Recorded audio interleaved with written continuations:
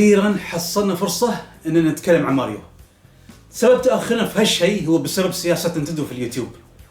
كانت محطة سياسة غبية ومتحجرة، لكن عموما تم إلغاء هالسياسة بشكل نهائي والحمد لله.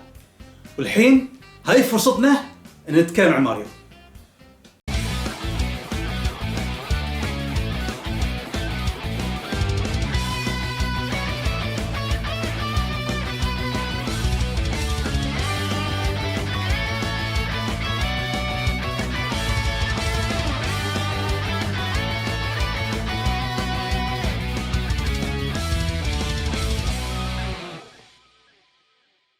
ماريو، من ما يعرف الشخصية هذه الأب الروحي لألعاب المنصات الثنائية الأبعاد، واللي بسببها طلعنا بألعاب بنفسها شاكلة. قبل ما تطلع هالشخصية نينتندو حاولت انها تاخذ ترخيص حق شخصية باباي رجل البحار لو تعرفونه، وكان المفروض نشوف ألعاب مبنية على هالشخصية، لكن نينتندو ما قدرت تحصل على هالترخيص، مما خلاها تبتكر شخصية جديدة، شخصية تكون سباك إيطالي. وطلعنا بهالشخصية اللي كان اسمه المبدئي الرجل النطاط، لأنه دائما ما يقفز على المنصات، لكن نينتندو قررت تعطيه الاسم وسمته ماريو. طلعت هالشخصية لأول مرة في لعبة دوكي كونغ في سنة 1981 على أجهزة الأركيد، وبعدين تم إصدار هاللعبة على جهاز الأتاري لاحقا، وبعدين حصل على لعبة مستقلة في سنة 1983 باسم ماري بروس، وفي سنة 1985 نزلت اسم ماري بروس اللي تشوفونها قدامكم، واللي حققت ثورة في عالم الألعاب. للعلم الجزء الأول راجعناه بالحلقة الثالثة، وهي أول لعبة يتم مراجعتها بالقناة، وبالتالي أنا ما راح أتكلم عنها. خلينا نحط الجزء هذا على جنب وبنتكلم عن الأجزاء اللي نزلوا عقبه. خلينا نتكلم عن اللعبة اللي نزلت بشكل حصري في اليابان، واللي مو بوايدين من اللاعبين سمعوا عنها أو حتى جربوها، واللي هي معروفة باسم The Lost Levels. هي نزلت في اليابان كجزء ثاني مرقم. هي ما صدرت في أمريكا بحجة أن الشركة تعتقد أن اللعبة بتكون صعبة على اللاعبين الأمريكان. تعرفون شو المثير للاهتمام؟ اللعبة هذه نزلت فقط على الفاميكوم ديسك، ومعروف أن الفاميكوم ديسك ما نزل خارج اليابان. لكن على طاري الصعوبة، أنتم من صدقكم تحاتون مشاعر اللاعبين الأمريكان وتخافونهم ما يتحملون صعوبتها؟ أنتم شفتوا الشركات الثانية شو سوت؟ النسخ اللي نزلت في أمريكا مصعبة مقارنة باليابان. عموما اللعبة تستخدم نفس رسوم الجزء الأول مع تعديلات بسيطة، وحتى الحان هي نفسها. بس شو الفرق بينها وبين اللعبة الأصلية أو الجزء الأول؟ هذه أصعب من الجزء الأول، لكنها مش تعجيزية للأمانة. الإضافات اللي حطت إنك تقدر تختار بين شخصيتين، ماريو أو لويجي. لويجي يتميز بنطته العالية، أما ماريو يتميز بسرعته. حطوا بعد الفطر المسموم اللي لازم ما تشله لأنه بيشترك. هما بعد حطوا بعض المراحل اللي يكون فيها هبوب الرياح. عدا ذلك اللعبة ما ضافت شيء جذري. اللعبة نزلت في أمريكا بحزمة سوبر ماريو أول ستارز على السوبر نينتندو. خلم هاللعبة عموما، وآن الأوان أننا نتكلم عن الإصدار المعروف. الحين خلينا نتكلم عن الإصدار العالمي. هاللعبة نزلت في سنة 1988. تعرفون هاللعبة بالأصل هي لعبة دوكي دوكي بانك اللي كانت نينتندو بتصدرها عالميا هناك. هالشيء ما صار لأن نينتندو حست أن ذا لوست ليفل صعبة على اللاعبين الأمريكان، وعوضتهم بلعبة سوبر ماريو بروس 2 البديلة، واللي هي أصلا كانت لعبة مستقلة مختلفة. على كل حال اللعبة اللي تشوفونها قدامكم طلعت عن جذور اللعبة الأصلية، وصارت بأسلوب مختلف تماما. صار هالمرة عدة شخصيات قابلة للعب، بس الجيم بلاي صار مختلف عن اللي عهدناه. ما عاد في صناديق اللي لازم تضربها عشان تجمع فلوس أو تحصل أغراض، وإذا نطيت على الأعداء ما يموتون مباشرة. اللعبة تركز بشكل رئيسي على الحمل، بمعنى أنك لازم تشيل النباتات المزروعة على الأرض وتفلع الأعداء. تقدر بعد أنك تشيل الأعداء نفسهم وتفلع الباقين. إذا ضربت أكثر من عدو دفعة واحدة فهذا يعطيك كامبو حلو. الأعداء بهالجزء حتى مختلفين عن اللي عرفناهم في الجزء الأول. في أعداء نفس شلة شاي جاي وغيرهم من الشخصيات. إذا أنت نزلت راسك فترة طويلة وتوهجت الشخصية بتنط نطة أعلى. خلينا نتكلم عن الشخصيات القابلة للعب. أولا طبعا ماريو، واللي أسلوب لعبة متوازن بين السرعة والتحكم والقفز، واللعب فيه ممتاز بشكل عام. الشخصية الثانية هي لويجي، واللي هي بطيئة السرعة لكن عندها قفزة عالية جدا، وهو مناسب في مراحل المنصات بشكل كبير. أما الشخصية الثالثة فهي تود، وهو يتميز بالسرعة شديدة لكن يمكن تواجه صعوبة في التحكم، وقفزته مو بعالية ذاك الزود، لكن ميزته هي السرعة. الشخصية الأخيرة هي الأميرة خوخة أو بيتش. هذه أول لعبة تطلع فيها كشخصية قابل للعب بدل ما يتم إنقاذها من باوزر نفس كل مرة. ميزة هالشخصية هي القدرة على التحليق لفترة وجيزة وبعدين تنزل. كل شخصية مناسبة في مكان معين من المراحل. الحين خلينا نتكلم عن الأشياء اللي تحصل عليها أثناء مغامرتك. في عندك الكرز، واللي كل ما أخذت عدد معين منه راح تحصل على نجمة. وطبعا نفس ما ذكرنا الخضار اللي تشيلونها من الجذور وتفلعون الأعداء عن طريقها. أنا ما أحب أدقق على الأمور نفس هذه، بس أنتوا فكروا فيها. من فاضي يزرع خضار في كل مكان وفي كل شبر في المراحل؟ المهم في أشياء تشيلها من الأرض غير الخضار. في بوكس الباور اللي إذا فريته على الأرض بتشتل باقي الأعداء. في قنابل، نعم القنابل. وفي القوقعة اللي تضرب الأعداء ورا بعض. وفي الساعة اللي تثبت الوقت. وأخيرا الغرشة اللي فيها محلول، ويوم تفر على الأرض بيتحول هالمحلول للباب. يوم تدخل هالباب بتدخل الجانب الثاني من المرحلة بشكل مؤقت، وتلازم تشيل نباتات اللي تكون فلوس بدل خضار. أحيانا بتحصل على مشروم يكبر معدات طاقتك. هذه أغرب لعبة ماريو لعبتها. هي مش سيئة لا تفهم الغلط، بس فيها أفكار غريبة. أي شيء يمكن يطلع من الأرض، قنابل، قواقع، محلول يتحول لباب. المهم نكمل. فائدة الدراهم هني انك راح تستخدمها في نهاية كل مرحلة. انت راح تستخدمها في لعبة القمار المصغرة، ويوم تربح راح تحصل على حيوات اضافية. خلينا نوه بعد ان اللعبة ما فيها باور ابس، يعني ما بتشوفون فيها ماريو، الويجي والاخره، واللعبة ما فيها اي تحولات. لكن بالمقابل في بار حق الطاقة، واذا تم عندك قلب واحد بس بترجع صغير نفس الجزء الاول. نرجع نتكلم عن الاعداء بشكل عام نفس ما ذكرنا كلهم إيداد، وما راح تشوفون الاعداء المعتادين نفس الجومبا والسلاحف وغيرهم. بس في نفس الوقت الاعداء الجدد مش سيئين، نفس شاي جاي اللي صار معروف بالعاب ماريو الفرعيه. لكن في عدو جدا كريه على شكل قناع، هذا يلحقك يوم تشيل احد المفاتيح السريه تساعدك في فتح احد الابواب. عشان تخليه يروح عنك لازم تترك المفتاح، وبعدين لازم تشيله مره ثانيه وهو بيرد. هذا من الاعداء اللي لازم تنتبه منهم. عموما كل هالاعداء صاروا شائعين بالعاب ماريو اللاحقه. بالنسبه للمراحل فهي منوعه بشكل ممتاز، والبيئات متنوعه. يعني بتشوفون بيئات نفس الغابات والمناطق الصحراوية والثلجية وغيرهم من بيئات ماريو المعتادة، وهذا شيء جيد. عاد المخرج من المرحلة عبارة عن صقر يبطل حلجة، هذا شيء غريب وغير مألوف على ماريو. الحين بنتكلم عن الرؤساء. في رؤساء فرعيين وفي الأساسيين اللي يكونون بآخر مرحلة من كل العالم. رؤساء فرعيين ما في غير رئيس واحد مكرر فقط، هذا رئيس هو بيردو. هي مش صعبة بشكل عام، كل اللي لازم تسويه انك توقف على البيضة اللي هي تطلقها وتشيلها وبعدين تفلعها والسلام عليكم. هي رئيس متكرر، وفي كل مرة راح تزداد صعوبة فيها يوم تواجه بالمراحل الأخرى، بس بشكل عام تظل رئيس سهل. أما بالنسبة للرؤساء الأساسيين هذين متنوعين ومكررين في نفس الوقت، ولاحظ انهم ما لهم علاقة بماريو لا من قريب ولا حتى من بعيد. في رئيس عبارة عن فار يفلعك بالقنابل وهو مش صعب بشكل عام، وفي رئيس عبارة عن لهب عملاق، وفي رئيس عبارة عن حية عندها 3 رؤوس، وفي رئيس عبارة عن سرطان البحر. ورؤساء عامة مش صعبين، والمسألة هي مسألة وقت عشان تغلبهم. الرئيس الأخير اللي هو ورات يمكن تواجه فيه تحدي بسيط، لكنك بتقدر عليه في النهاية. طبعا باوزر مش موجود بهالجزء نهائيا. بعد ما تغلبه الشعب راح يحيي فريق الأبطال. بعدين يتضح أن المغامرة كلها مجرد حلم، وبتشوفون ماريو راقد وعايش في حلم اللي انت تلعب فيه. عجبني البرزنتيشن في الكريدت، وحتى ورات آخر شيء يضحك، هل يتوعد بالعودة أو ما شابه.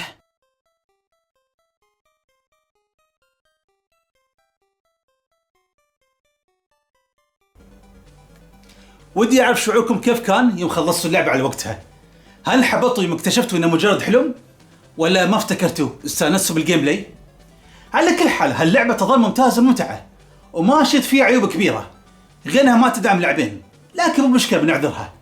على كل حال خلينا ندش الحين في الجزء الثالث. سوبر ماريو بروس 3 نزل الجزء الثالث في سنة 1988 في اليابان، وفي أمريكا بعدها بسنتين، وفي أوروبا بعد أمريكا بسنة. هاللعبة هي الأخرى حققت ثورة على وقتها، وحصلت على نجاح كبير جدا، وهي تعتبر من أنجح ألعاب ماريو بالتاريخ، أو حتى من أنجح الألعاب بالتاريخ. طبعا أتكلم من الناحية التجارية. علاوة على ذلك اللعبة تعتبر من أفضل الألعاب بالتاريخ. اللعبة باعت ما يقارب 17 مليون نسخة عالميا، وهالرقم مرعب. خل أقول لكم قصة فريدة. يوم نزل الجزء الثاني وحصول على نجاح الكبير، سيجا كان عندها أليكس كيد على جهاز الماستر سيستم، وردت على ماريو بهاللعبة القوية. أليكس كيد كانت الشخصية اللي راح ترمز لسيجا قبل ظهور سونيك. لعبة أليكس كيد كانت رد محترم على نينتندو وحتى على ماريو، ألين ما نينتندو أصدرت الجزء الثالث اللي فجر الدنيا وسكتت أليكس كيد بقوة. سبب نجاح سوبر ماريو بروس 3 هو الأفكار الفريدة من نوعها واللي تركز على الاستكشاف بالخريطة. عموما راح ندش باللعبة بالتفصيل وبنتكلم عن كل هذا تدريجيا. بتلاحظون من بداية اللعبة انكم بتشوفون عظم مصغر طريف على المسرح، وبعدين اللعبة تعطيك خيار انك تلعب بلاعب واحد ولا مع اللاعب الثاني. يوم تبدأ اللعبة بتلاحظ انك هالمرة في خريطة تتحرك فيها نفس الالعاب البورد او الالعاب اللوحية بمعنى صح. بنشرح وظيفة كل ايكون على الخريطة. العلامات مرقمة هم المراحل الرئيسية. بيوت المشروم هم عبارة عن لعبة مصغرة تختار فيهم احد الصناديق الثلاثة ويطلع غرض ينحط بشنطة الادوات عندك، راح نتطرق لها بعد شوي. ايقونات السبيدز هم بعد لعبة مصغرة بحيث انك لازم تركب الصور صح. اذا جبت صورة المشروم بتحصل على حياتين، واذا جبت الفاير فلاور بتحصل على 3 حيوات، واذا جبت النجبة بتحصل على 5 حيوات. القلاع المخيفة هذيل عبارة عن مرحلة بيت الاشباح، اما هذيل اللي يمشون فهذيل عبارة عن اعداء من الهامر براذرز، اذا غلبتهم بتحصل على غرض او اداة. بالنسبة للقصر الكبير فهذا بيدلك على مرحلة السفينة اللي تواجه فيه رئيس المرحلة، بنتكلم عنها بعد شوي. تصفح الخريطة قبل دخول المراحل ما كانت شائعة مثل ما صاروا شائعين بعد إصدار اللعبة، وهي فكرة مبتكرة على وقتها. الحين خلينا ندش في الجيم بلاي. بالنسبة للجيم بلاي، اللعبة على خلاف الجزء الثاني رجع لجذوره، بمعنى انه صار نفس الجزء الأول مع تحسينات كبيرة في التحكم. التحكم صار أكثر سلاسة ودقة، رسومها الأخرى طالعة جدا جميلة وبخلفيات أفضل. الفرق بينها وبين الجزء الأول أن الاستكشاف صار أوسع وصار فيه حرية أكثر، بمعنى أنك تقدر ترجع لورا في حالة إذا فاتك شيء، وتقدر تروح لعدة أماكن سواء الأماكن عالية أو حتى تحت الأرض، والليفل ديزاين بهالجزء ممتاز. خلينا نرجع نتكلم عن الأساسيات. أنت تتقدم بالمرحلة وتواجه مختلف الأعداء اللي رجعوا من الجزء الأول، بالإضافة للأعداء الجدد. في صناديق منتشرة بشكل كبير بالمراحل، وفي صناديق سادة اللي بالعادة ما يكون فيهم شيء أو مجموعة من النقود تاخذهم كل ما ضربتهم، اللي عليهم علامة استفهام بالعادة يكون فيهم غرض خاص ومو بشرط يكونون فاضيين، وفي عدة أغراض ممكن تاخذها. أهم الأغراض هو المشروم اللي يخلي حجمك أكبر، وهذا غرض معروف. وغرض ثاني هو عبارة عن ورقة شجرة أيقونية بهاللعبة، وتعطي تحول راكون بشكل جزئي بحيث يطلع حق ماريو آذان مال الراكون وحتى الذيل. هذا يعطيك القدرة على التحليق بشكل بسيط والقدرة على الطيران كذلك، بس بشرط انك تكون راكض بسرعة، وفي اعداد بالزاوية يراويك مدى سرعتك يوم تركض. يوم اكتمل هني بتقدر تطير. هالبدلة تساعدك في استكشاف المرحلة بشكل أكبر، وهي مفيدة في أغلب المناطق اللي تتطلب فيها القفز على المنصات. في الغرض الشهير من الجزء الأول واللي هو الفاير فلاور أو زهرة النار، ما يحتاج أدش في تفاصيلها، معروف أنها تعطيك القدرة على إطلاق كرات النار. طبعا بتحصل على حيوات إضافية على شكل مشروم أخضر، وفي نفس الوقت إذا خذيت 100 قطعة ذهبية راح تحصل على حياة إضافية. وفي بعد القدرة على الانزلاق في الأراضي المنحدرة وتشتري الأعداء. يوم توصل نهاية المرحلة بتشوف نهايتها هامش أسود، وبتشوف بوكس يتغير في الأيكون، ويوم تلمسه راح تنتهي المرحلة وتحصل على الأيكون هذا. إذا جبت 3 أيقونات متشابهة في نهاية كل 3 مراحل بتتكافئ بحياة إضافية، وكل أيكون نفس نظام الميني جيمز بالخريطة. هذا بالنسبة للجيم بلاي وهو بسيط جدا. يوم تخلص بضعة مراحل راح تطلع علامة السبيدز المتحركة، هذه بعد لعبة مصغرة وهي عبارة عن لعبة ذاكرة، بحيث انك لازم تجيب ايقونتين متشابهتين وبتحصل على مكافأة كل ما جبت ايقونتين متشابهتين. في بعد ميني جيم مصغر تلعبه مع اللعب الثاني، ونظامه نفس نظام ماريو بورس الكلاسيكية. طبعا ما اقدر اوريكم هالشيء على ارض الواقع لاني قاعد العب بروحي، ما في حد وياي. الحين خلينا نتكلم عن القصر الكبير. هني انت تشوف الملك مال العالم، المرحلة اللي انت فيها تحول لحيوان، لان الحرامي حول الملك لحيوان عن طريق صولجان سحري. انت لازم تلحق سفينة العدو وتستعيد هالصولجان. المرحلة عبارة عن سفينة ضخمة تتحرك على نظام جانب المتحرك التلقائي. لازم تتفادى العقبات الين ما توصل للانبوب اللي فيه الرئيس، بتواجه رئيس العالم هذا، هو يهاجيك بالصولجان اللي سرقه، وتلازم تنط عليه 3 مرات وتغلبه. ساعتها بتسترجع الصولجان وبيرجع الملك لطبيعته، هو بيشكرك وبيسلمك رسالة من الأميرة. هالرسالة تكون مرفقة مع غرض سري نادر جدا، والنصيحة حافظ عليه واستخدمه فقط للضرورة القصوى. بعدين راح تنتقل للعام اللي بعده عشان تنقذ باقي الملوك وهكذا.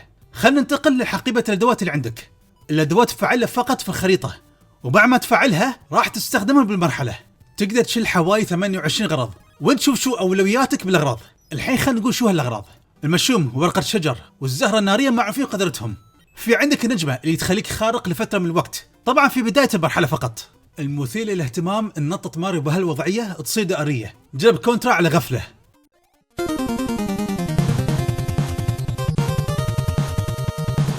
عموما غير هذا في بدلة التنوكي ويتحولك لراكون بشكل كامل. هذه وظيفتها نفس وظيفة ورقة الشجر، بس الإضافة اللي فيها إنك تقدر تتحول لتمثال بشكل مؤقت مما يخليك تتفادى الأعداء وهجماتهم. غير هذا في عندنا بدلة الضفدع، الحركة فيها صعبة على اليابسة لكنها جدا نافعة في الغص، وبتتحكم بالدي باد بدل ما تضغط على زر القفز كل شوي. في بعد بدلة المطرقة، هذا أقوى غرض لحد الآن، لأن ماريو يرمي المطارق، وهالمطارق ما تشتل الأعداء العاديين بس، حتى الأعداء الغير قابلين للهزيمة يموتون بالمطارق. أخيرا في عندنا حذاء كوريبو، هذا يحميك من الفخاخ الأرضية نفس النباتات المفترسة وغيرهم. بعض هالأغراض تحصل عليها بالمراحل أو حتى بالألعاب المصغرة. الحين خلينا نتكلم عن الأغراض اللي تستخدمها فقط في الخريطة. المطرقة تكسر الصخور بالخريطة مما يعطيك طريق مختصر، وصندوق الموسيقى ينوم الهامر براذرز بالخريطة في حال إذا تبغى تتفادى مواجهتهم. المرساة توقف سفينة رئيس المرحلة بمكانها. سحابة اللاكوتي تخليك تتخطى المراحل لمرة واحدة. وأخيرا البي وينج، هذه نفس بدلة الراكون النصفية لكنها تعطيك قدرة الطيران دائمة بلا نهاية، وتستخدمها مرة واحدة فقط بالمرحلة وبعدين ترجع طبيعية. هذا بالنسبة للأغراض. خلينا نتكلم عن العوالم والمراحل. البيئة في اللعبة منوعة بشكل كبير جدا. على سبيل المثال عالم السهول بتشوف عدة أشكال السهول بكل مرحلة، وفي مرحلة الصحراء بتكون في بيئة صحراوية، وبعد فترة بتكون داخل هرمات. اللعبة فيها تنويع ممتاز. الحين بنتكلم عن كل عالم على حدة، ورؤساء هالعوالم هم عائلة الكوبالينجز. العالم الأول هو عالم السهول الاعتيادي، وهو عالم سهل ككونه أول عالم تلعبه. العالم الثاني هو الصحراء، وهالعالم من العوالم اللي أحبها، خصوصا المراحل الصحراوية اللي يكون فيها صناديق مكونة على شكل أهرام، وحتى في مرحلة داخل الهرم نفسه. العالم الثالث هو أسوأ عالم بالنسبة لي، لأنه في مرحلة مائية، ويا كرهي للمراحل المائية بشكل عام، خاصة المراحل اللي تترصد لك السمكة المفترسة. خلنا بعيدين عن السمك وما يحتاج تعرفون ليش. هذه ب20 سمكة، هذه ب20 سمكة، هذه ب20 سمكة. عموما هالمرحلة اللي بدت الضفدع يبدأ دورها بشكل رئيسي. العالم الرابع هو عالم العمالقة، كل شيء تشوفه صار عملاق، وهالعالم هو عالمي المفضل بهاللعبة لأني أشوفه فريد ومميز. العالم الخامس في السحب، المميز بهالعالم أنك تكون في بداية على الأرض، وبعدين راح تدخل قصر اللي بوديك السماء وفوق السحابة، وتكمل باقي المرحلة حتى بتشوف الأرض اللي كنت فيها تحت. عموما بالنسبة للعالم السادس فهو عالم الثلوج. طبعا هو شيء مزعج ككونك راح تتزحلق وايد في الثلوج، وهالشيء يمكن يسبب لك ازعاج في مراحل جانب المتحرك التلقائي. العالم السابع هو عالم النباتات المتوحشة، أغلب المناطق بهالمرحلة بتوجد فيها نباتات البيرانة، وهو عالم مزعج الصراحة. العالم الثامن هو طبعا أصعبهم، هو عالم النار، لأنك بدش في وايد مراحل فيهم سفن ومركبات حربية، بعضهم مقدورين عليهم وبعضهم جدا صعبين. في بعد مراحل تسحبك بشكل إجباري بحيث أنك لازم تمشي بسرعة، واللي ينرفز أن في جزئية من هالمرحلة تكون مظلمة بحيث صعب عليك أنك تتصفح المراحل. إذا تبون نصيحتي استخدموا الأدوات نفس سحابة اللاكوتي عشان تتفادون بعض المراحل المزعجة، وحتى استخدموا قدرة الطيران دائمة في مراحل المركبات الحربية أو السفن. هالغرضين بالذات خلوه من المرحلة الأخيرة فقط، وخلوا دائما الأغراض نادرة للضرورة القصوى. هذا بالنسبة للمراحل باختصار. أما بالنسبة لرؤساء مراحل قصر الأشباح هم مكررين بشكل دائم، تتغير صعوبتهم بحيث أن بعضهم يطير والآخرة، بس بمجرد ما تحشرهم وتنط عليهم مباشرة بتتمكن منهم وهم جدا سهلين. اللعبة للأسف ما فيها ذاك التنويع الكبير بالرؤساء. بالنسبة للكوبالينجز هم دائما ما يهاجمونك بالصولجان، وكل واحد له ميزة فريدة تميزه عن غيره. في منهم يسوون هزة أرضية، وفي منهم يكون على كورة، والآخرة هم تقريبا نفس الشيء.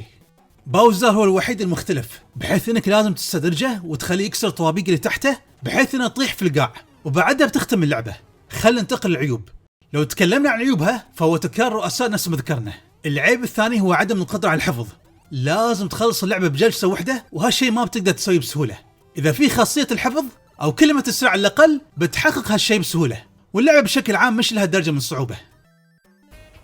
أنا أدري بعض الشيء بيقول إن في أداة الصفارة، وهذه ما ذكرتها من ضمن الأغراض. هذه وظيفتها إنها تنقلك لعوالم أخرى وتوفر لك وايد وقت. المشكلة إن هالغرض جدا سري، إذا كنت لاعب عادي صعب تحصل عليه. على كل حال اللعبة بشكل عام تظل لعبة ممتازة ومن أفضل ألعاب على جهاز النيس بدون شك. الليفل ديزاين ممتاز ورسوم جبارة بالنسبة لجهاز النيس وبيئاتها متنوعة، ما راح تحس بالملل في معظم الأوقات، وكثير جدا من اللاعبين يرجعون لها من فترة لأخرى، والبعض ما زال يلعبها إلى يومكم هذا. طبعا هالثلاثية حصلت على ريماستر أو ريميك على جهاز السوبر نينتندو باسم سوبر ماريو أول ستارز. الحزمة فيها كل ألعاب ماريو اللي راجعناها واستعرضناها، المحرك والتحكم هن نفسهم بالضبط من أيام النيس، لكن الرسوم صايرة أحسن بوايد وحتى الألحان والموسيقى أفضل.